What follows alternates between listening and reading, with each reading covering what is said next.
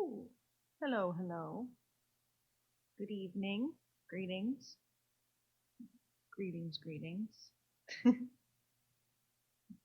um, Welcome to another episode of Lizarella Phones Home. Although, in a sense, today we're sort of phoning. I don't know if I really have a home, to tell you the truth. That's sort of a complicated question for me. But we're not phoning back to Earth. We're discussing Earth. But I was sent some media to review by my commander at the Wilson Corporation. Could say my handler, although maybe that's not really the best way to put it, but he sent some things along. He sent me this book, Nuclear War Film. I don't really have great literary English. Technically, I didn't really go to school, but I do know about this piece of history, this piece of Earth history. The bomb's going off, not to spoil it. So I have a little mix here, and then I thought maybe it could be kind of fun to watch. Oh, hello. There's a space cat, spaceship cat. I thought it could maybe be fun to watch a documentary about the end of the world from 1962 called Panic. Let me remind myself of the name. Oh, Panic in Year Zero. I don't even need to. So I hope people decide to join us. It won't be too long, I don't think. Yeah, I can.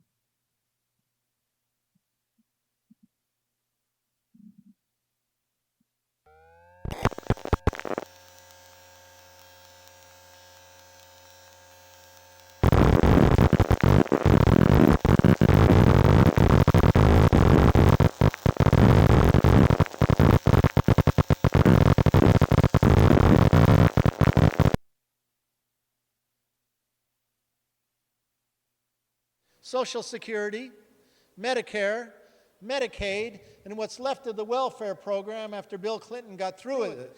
These are the programs that the military-industrial complex has identified that they will defund in order to pay for the next arms race that is going to be in the heavens. And education, and clean water, and clean air.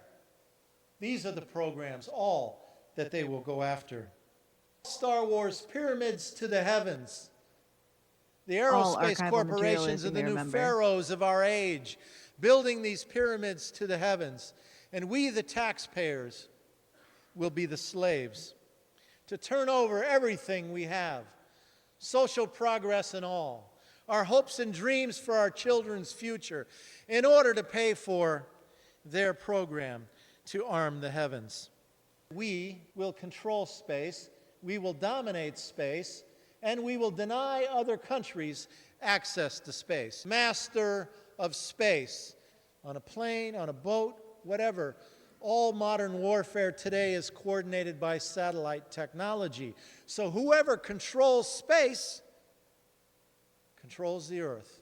Whoever controls space wins all the wars on the earth below. Whoever controls space becomes the Ubermeister of the planet. The Space Command is the military arm of corporate globalization. It's about offense. It's about controlling space. It's about dominating space. And it's about denying other countries access to space. It's about the United States becoming the master of space. And build space weapons. And the rest of the world looks at us and says, who do you think you are fooling? Who do you think you are?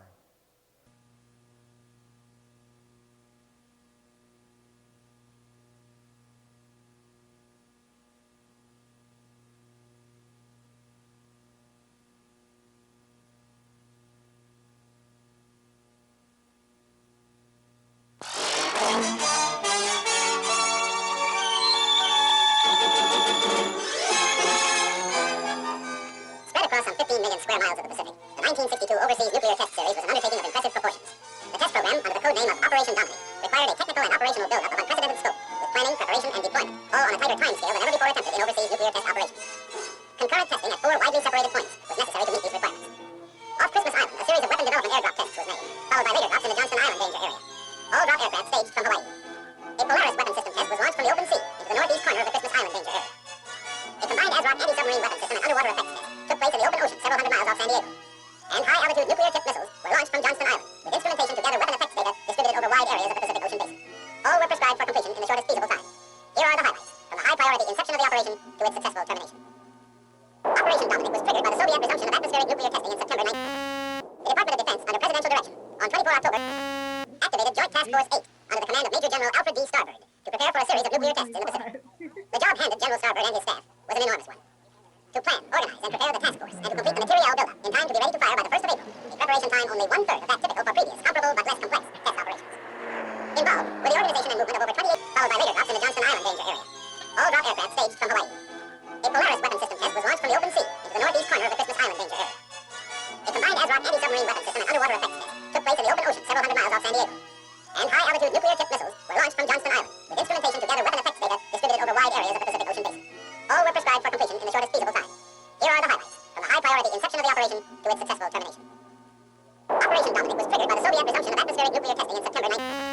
The Department of Defense, under presidential direction, on 24 October, activated Joint Task Force 8 under the command of Major General Alfred D. Starbird to prepare for a series of nuclear tests in the Pacific. The job handed General Starbird and his staff was an enormous one. Spend too To much plan, time doing organize, that. and prepare the task force, and to complete the material buildup in time to be ready to fire by the 1st of April, a preparation time only one-third of that typical for previous, comparable but less complex test operations. Involved were the organization and movement of over 28,000 men, both military and civilian, along with preparation and shipping of almost 200,000 tons of material. Each man and each item was ticketed for a specific point somewhere in the vast Pacific This, test. then, is a single atom, but certainly not all atoms are alike. There are, in nature, more than 90 basic elements, which is science term for families of atoms. To scientists, the atoms of the individual atom families, or elements, are identified by number, that is, the number of protons or positive charges in their nucleus. And they vary all the way from hydrogen, which has just 1 proton, to oxygen with 8 protons, to gold, he's rich with 79, finally on to the heaviest of all natural elements, uranium with 92 protons. Now, within each element, or family of atoms, there can be different members, each one having the same number of protons, but differing in the number of neutrons. The total of an atom's protons and neutrons is its atomic weight. Thus, in natural uranium, we have U-234, U-235, and U-238. These different members of the same element or atom family, science calls isotopes. Some elements, tin for instance, have a great many isotopes. Others, like aluminum, are lone wolves with just 1. Now, most atoms of most elements are content with their lot in life. We speak of them as being stable, but others are busy day and night, being what science calls radioactive. Like radium, throwing off powerful rays along with some of its neutrons and protons, until it actually alters its own nuclear structure and changes to another family, and then to another, until it does become stable at last. This spontaneous changing of elements is called natural transmutation. Its discovery gave men of science an idea. If an atom could change itself, why couldn't man change an atom? Using as bullets the very particles which radium threw off, a noted British scientist bombarded nitrogen and converted it to oxygen. In terms of individual atoms, this is what happened. The radium nucleus threw off an alpha particle consisting of 2 protons and 2 neutrons. One of the protons was absorbed into the nitrogen nucleus, turning it to oxygen. This was artificial transmutation, man changing the elements. From that first experiment, others by the thousands followed as scientists devised ever more powerful particle accelerators, commonly called atom smashers, to transmute more and more kinds of atoms. All scientifically important, but hardly world-shaking. Then, in 1939, some scientists were experimenting with transmutation of uranium. What would happen, they wondered, if they fired a neutron at a uranium nucleus, already the heaviest in nature? Why not try? So they tried. And the result? Nuclear fission. Instead of a minor change, the atom split in two. Truly a discovery to change the world. For what had happened when the uranium atom split was a kind of double miracle of science. Half of the miracle concerned that binding force we spoke of before, that kind of cosmic glue which holds the atom's nucleus together. We still don't know all about that binding force yet, but we do know it is equivalent to mass. Therefore, we may speak of it as having a kind of weight of its own. Now, the two atoms into which a uranium atom splits also have binding force. But for some reason, it takes less of that glue to hold them together, and in the process of fission, a tiny fraction is left over. What happens to it? It explodes as energy, proving Einstein's theory that mass and energy are really the same. Hey guys, this is Chandan Kumar from VFXWriter.com, and today I have come here with another exciting tutorial for CGTutesPlus.com exclusively. So what's special about this time? As you might have seen in the preview, I'm gonna make a nuke kind of effect in 3ds Max with particle flow setup and After Effects. I have used After Effects for compositing task. So let's start and drag a cylinder in the viewport. Maximize the window and let's modify its several parameters like radius and height. Change the height segments to something like 25 or maybe 21 will do. Now, select the cylinder and apply the taper modifier onto it. Modify the parameters like amount and curve, something like this. And open the gizmo of the taper modifier and drag it vertically a bit, something like this. That's good. Again, apply a noise modifier. Tweak some values here, like make it a fractal and tweak the values of x and y, something like this. Down the scale a bit. This makes the mesh a bit jagged. Now select a torus and drag it in the viewport. Adjust it a bit. Now open the modify panel and let's tweak some values of radius 1 and 2, and since the nuke cloud rotates in this way, so let's animate the rotation of the torus downwards. Stretch the timeline to 200 frames, and at the initial frame the rotation would be 0, and at the 200 frame change the rotation value to something like negative 111. That's how you build a nuclear weapon. That's good. While playing on the timeline, you can see the animation. Now it's time to animate the radius of the torus, so that the torus expands something like this. You will see it animating in the viewport. That's good. Now select the cylinder and go to its base parameters and let's animate its height a bit, something like this. And now select the torus and let's animate its height a bit according to the animation of the cylinder, something like this. That's good. Play the animation and you can see them animating beautifully. It's pretty good. Now select the cylinder and go to curve editor, modified objects, cylinder, height, select both the points and make it linear. And the same thing do with the torus also. Select the rotation points and make them linear. By doing so, the objects will animate uniformly from 0 to 200 frames on the timeline. No easy in, easy out things. Sorry. Now go to particle systems and drag a PF source in the viewport. Hit 6 on the keyboard or open particle view directly. It opens the particle view window where you can play with the particle settings. First of all, select the torus and increase the amount from 200 to 1000 particles. Animate stop would be 0. Instead of position icon, bring position object. Select this and make it lock on emitter. And click on add and select the torus. And you will see that the particles are on the surface of the torus. Select the scale and rotation and delete them as we don't need them. You can give the color of particles as white in the display. Now go to shape and choose sphere 20 sides. Go to display and choose the type from text to geometry. You can increase the size of the sphere, and more you can choose sphere 80 sides to make it more smooth. One thing more, you can give the random jagged shape to the torus also. First of all, make the particle system off for a while. Select the torus and apply a noise modifier onto it. Change the value of x, y and z, something like this. and you may play with the seed for random values and down the scale value to something like this. Now turn the particle system on once again, and you may see that the shape is a bit jagged. Now you can play with the shape and its scaling values. Play with the size, and you can give some variation also. Now it makes it more better. Now it's time to give some lightings. So drag a target spotlight in the viewport, and by pressing shift and drag, make 2 more copies of this light. Adjust the lights a bit. Apply the advanced rated shadow to the first light. Tweaking the values of the lights, shadow, and its multiplier will give you the desired result. Since I have to composite this nuke with a live footage, that's why I am trying to match the lights. It totally depends upon you what kind of settings you prefer. After setting the lights, now go to the particle view and apply material static. Press M to open the material editor and drag an empty slot to none as instance. And give noise in the diffuse channel.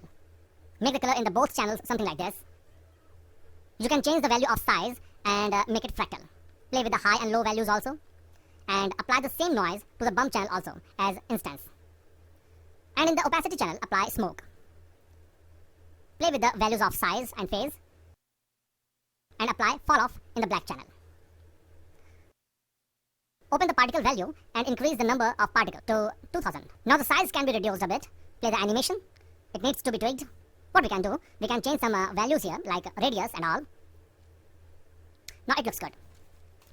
I always say that it depends upon you what kind of settings you prefer. One thing more, select the torus, press M for the material editor, pick an empty slot and give the color something like this in the diffuse channel. And in the opacity, you can give a fall off and swap the channels. Now apply it to the torus.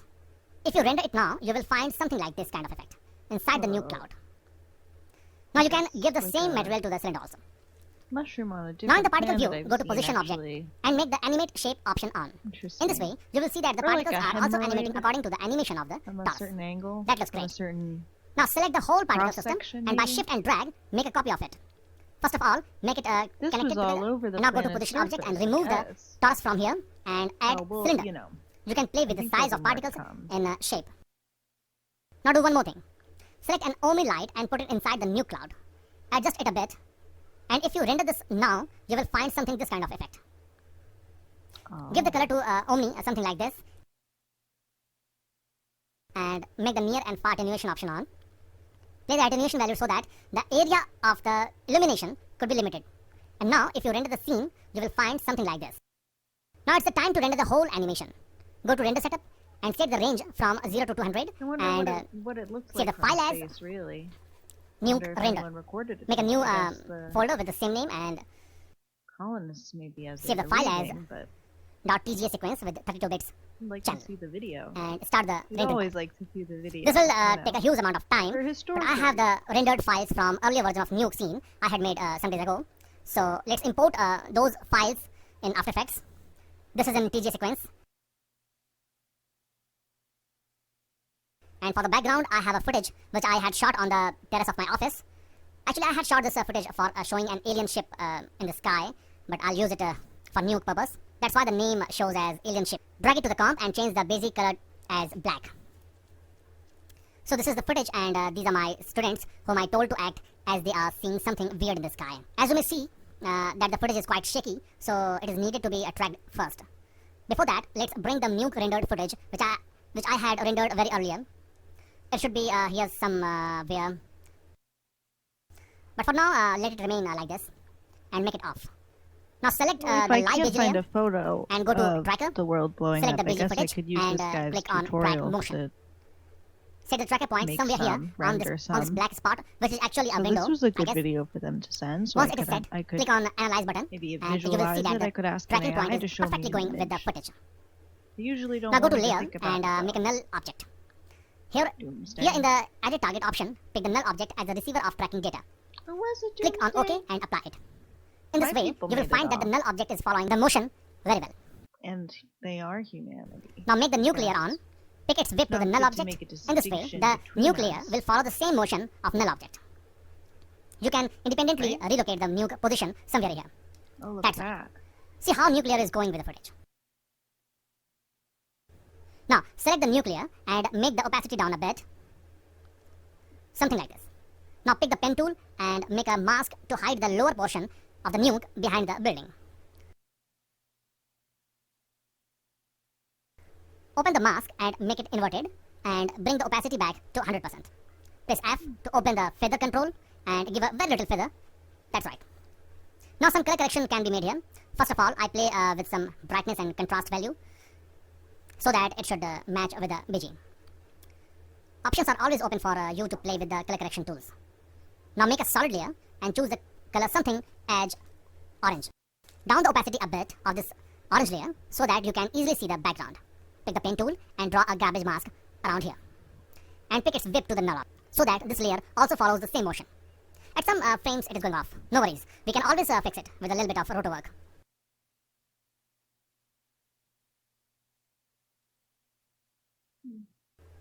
Once it is done, turn the toggle mask option off and increase the opacity back of the orange layer.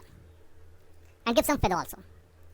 Now right click on this layer and choose Add in blending mode. It makes it brighter and glowing. Down the opacity a bit and now see. That's pretty good. Now go to Effects, Noise and Grain and give some noise here. In this way the nuke layer will match with the original footage. Again I am saying that you can do lots of things here. I would really suggest you to play with the color correction things here. Now pre-compose the whole comp and create a black solid layer here. Turn the opacity down a bit and pick the rectangle tool and draw a rectangle here. Adjust the points a bit. Increase the opacity back and invert the mask. That's right. Now play the scene and you will find something like this. As I told you that there are numerous options to play with, I had composited this nuke layer with a film footage earlier. You can see here in YouTube. This is my channel. I had taken the footage from a movie and then I composited a nuke in the scene. You may see that this is the original footage and I inserted the same nuke rendered footage in this and did some color correction. That's why folks, I would suggest you to play with the options and values in both 3ds Max and After Effects to get more different results. So guys, I hope you have enjoyed this tutorial a lot. Do write what you feel about and any suggestion is always welcome. Once again, this is Chandan Kumar from India. See you soon. Bye-bye. Oh, well, I feel like I learned how I'm going to fabricate images of the true history of nuclear And Bert the turtle was very alert. And danger threatened him, he never got hurt. He knew just what to do. He ducked and covered, ducked and covered. He did what we all must learn to do. You and you and you and you. Duck and cover. Be sure and remember what Bert the Turtle just did, friends, because every one of us must remember to do the same thing. That's what this film is all about. Duck and cover. This is an official civil defense film produced in cooperation with the Federal Civil Defense Administration and in consultation with the Safety Commission of the National Education Association. Produced by Archer Productions, Incorporated. Hey, Bert, come on out and meet all these nice people, please. Oh, all right. We really can't blame you. You see, Bert is a very, very careful fellow. When there's danger, this is the way he keeps from being hurt. Sometimes it even saves his life. That's why these children are practicing to duck and cover just as you do in your school. We all know the atomic bomb is very dangerous. Since it may be used against us, we must get ready for it, just as we are ready for many other dangers that are around us all the time. Fire is a danger. It can burn whole buildings if someone is careless. But we are ready for fires. We have a fine fire department to put out the fire, and you have fire drills in your school so you know what to do. Automobiles can be dangerous too. They sometimes cause bad accidents, but we are ready. We have safety rules that car drivers and people who are walking must obey. Now, we must be ready for a new danger, the atomic bomb. First, you'll have to know what happens when an atomic bomb explodes. You will know when it comes. We hope it never comes, but we must get ready. It looks something like this. There's a bright flash, brighter than the sun, brighter than anything you've ever seen. If you are not ready and did not know what to do, it could hurt you in different ways. It could knock you down hard or throw you against a tree or a wall. It is such a big explosion, it can smash in buildings and knock signboards over and break windows all over town. But if you duck and cover, like Bert, you will be much safer. You know how bad sunburn can feel. The atomic bomb flash could burn you worse than a terrible sunburn, especially where you're not covered. Now, you and I don't have shells to crawl into like Bert the Turtle, so we have to cover up in our own way. First, you duck, and then you cover. And very tightly, you cover the back of your neck and your face. Duck and cover underneath a table or desk or anything else close by.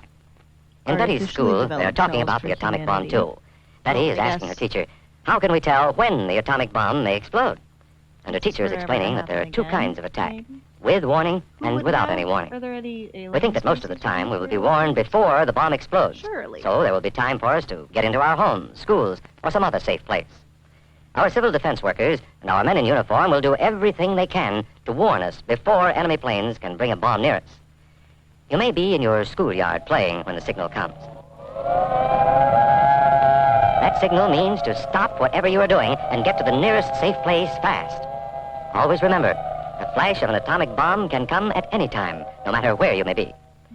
You might be out playing at home when the warning comes. Then be sure to get into the house fast, where your parents have fixed a safe place for you to go. If you are not close to home when you hear the warning, go to the nearest safe cover. Know where you are to go, or ask an older person to help you. You know the places marked with the S sign? They're safe places to go when you hear the alarm. If there is a warning, you will hear it before the bomb explodes. But sometimes, and this is very, very important, sometimes the bomb might explode without any warning. Then the first thing we would know about it would be the flash. And that means duck and cover fast, wherever you are. There's no time to look around or wait. Be like Bert. When there is a flash, duck and cover, and do it fast. Here are some older boys showing what to do if the flash comes when you are not in the classroom. This is what to do if you should be in a corridor. You duck and cover tight against the wall this way. Remember to keep your face and the back of your neck covered tightly. Try to fall away from windows or doors with glass in them. Then, if the glass breaks and flies through the air, it won't cut you. You might be eating your lunch when the flash comes. Duck and cover under the table. Then, if the explosion makes anything in the room fall down, it can't fall on you. Getting ready means we will all have to be able to take care of ourselves. The bomb might explode when there are no grown-ups near. Paul and Patty know this, and they're always ready to take care of themselves. Here they are on their way to school on a beautiful spring day. But no matter where they go or what they do, they always try to remember what to do if the atom bomb explodes right then. It's a bomb. Duck and cover. Paul and Patty know what to do. Paul covered the back of his head so that he wouldn't be burned, and Patty covered herself with the coat she was carrying. They knew how to duck and cover. They acted right away when the flash came. If they had been at this doorway when the bomb flashed, Paul and Patty would have ducked and covered this way, like this girl. Heavy doorways are a good place to duck and cover. She will be safer, too. Here's Tony going to his Cub Scout meeting. Tony knows the bomb can explode any time of the year, day or night. He is ready for it. Duck and cover. Attaboy, Tony. That flash means act fast. Like the meme. Tony knows that it helps to get to any kind of cover. This wall was close by, so that's where he ducked and covered. Tony knew what to do. Notice how he keeps from moving or from getting up and running? He stays down until he is sure the danger is over. The man helping Tony is a civil defense worker. His job is to help protect us when there is danger of the atomic bomb. We must obey the civil defense worker. We must know how to duck and cover in the school bus or in any other bus or streetcar. Duck and cover. Don't wait. Duck away from the windows fast. The glass may break and fly through the air and cut you. Sundays, holidays, vacation time, we must be ready every day, all the time, to do the right thing if the atomic bomb explodes. Duck and cover. This family knows what to do, just as your own family should. They know that even a thin cloth helps protect them. Even a newspaper can save you from a bad burn. But the most important thing of all is to duck and cover yourself, especially where your clothes do not cover you. No matter where we live, in the city or the country, we must be ready all the time for the atomic bomb. Duck and cover. That's the first thing to do, duck and cover.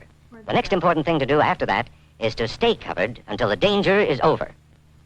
Yes, we must all get ready now, so we know how to save ourselves if the atomic bomb ever explodes near us. If you do not know just what to do, ask your teacher when this film is over. Discuss what you could do in different places if a bomb explodes. Older people will help us as they always do, but there might not be any grown-ups around when the bomb explodes. Then, you're on your own. Remember what to do, friends. Now tell me right out loud. What are you supposed to do when you see the flash? Duck and cover. Duck and cover. Duck and cover. Schools of mass destruction. 49 universities are involved in the research and design of nuclear weapons for the Pentagon. Most of the research and design is done in secret. A recent report from the International Campaign to Abolish Nuclear Weapons exposed the university's connection to building weapons of mass destruction, essentially defying their own mission statements and international law.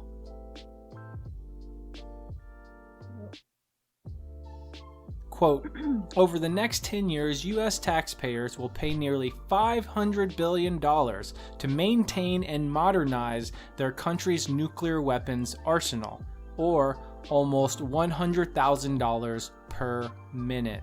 Enacting these upgrades requires significant amounts of scientific, technical, and human capital. To a large extent, the U.S. government and its contractors have turned to the nation's universities to provide this capital. The report says universities receive funding, access to research facilities, and specific career opportunities for students. The schools of mass destruction are involved in the nuclear weapons complex through 4 channels: direct management, institutional partnerships, research programs and partnerships, and workforce development programs. Some popular universities include Stanford, Georgetown, and MIT, but others are more deeply connected to the nuclear weapons complex. ICANN stated, quote, the state of California supports the ban of nuclear weapons, but the University of California has continuously managed the primary nuclear weapons labs for the U.S. since World War II.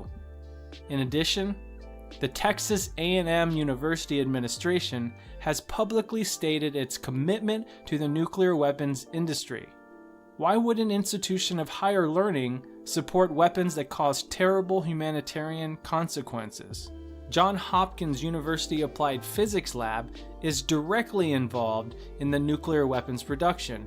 It receives more than twice as much funding from the U.S. Department of Defense than any other U.S. university. Okay. The report also noted the Trump administration's recent withdrawal from the Intermediate Range Nuclear Forces Treaty with Russia and its 2018 Nuclear Posture Review. This all gives greater urgency to universities to withdraw their connection with the nuclear weapons complex and to support the United Nations Treaty on the Prohibition of Nuclear Weapons.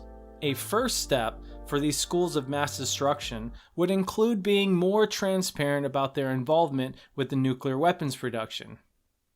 Universities would not willingly participate today in research enabling the production of chemical and biological weapons, but nuclear weapons are morally equivalent to these other weapons of mass destruction. So, in creating a path towards a nuclear-free world, I can suggest that sharing this report will increase awareness, and we should demand these institutions to make their research more transparent. And we should call on the schools to become part of an effort to ban nuclear weapons by dropping their involvement.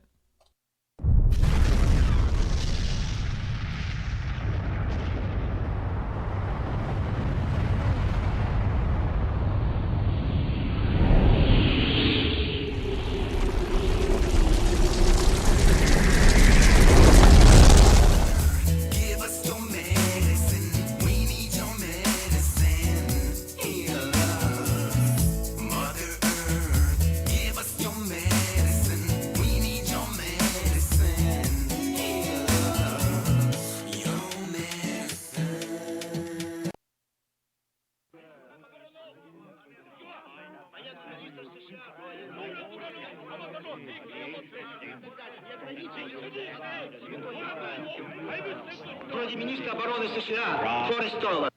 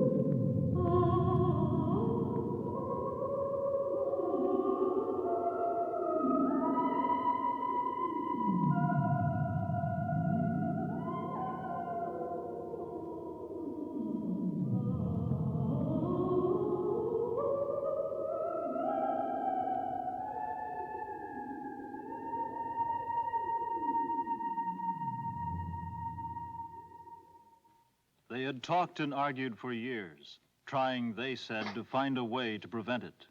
But they failed. No one can be sure who started it, and really that is unimportant. It did happen. The atomic war. It was short, lasted about 48 hours. Within 2 weeks, 92% of the human race had perished to bomb and radiation. Those left, with their birth rate below 1.4 per union, turned to robotic automation devices to help them rebuild their cities and maintain a high standard of living. The first exploratory steps in the development.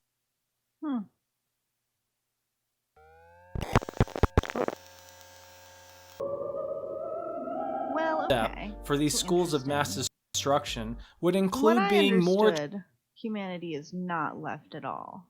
So, there's no humans left. So I don't know. All right. So that was some primary source material, some Wilson's educational material. The nuclear apocalypse. We were gonna watch this guy. But good movie. This has been sort of a special movie night test of some Lizarella Phones Home. I feel like I've learned quite a lot about the nuclear apocalypse, the nuclear holocaust that ended humanity. Before my people, my elite people, were able to escape, the backwards civilization of Earth. And yeah, I don't know. I thought there were going to be aliens too, but also I thought they were going to be aliens too, or even like. Although the movie seemed to really have a thing about just like kind of greasers with guns. Okay, I'm going to get back in my sleep pod and await further instructions on films and media and docuseries that we must consume to learn about Earthling history. Fare thee well. Until next time.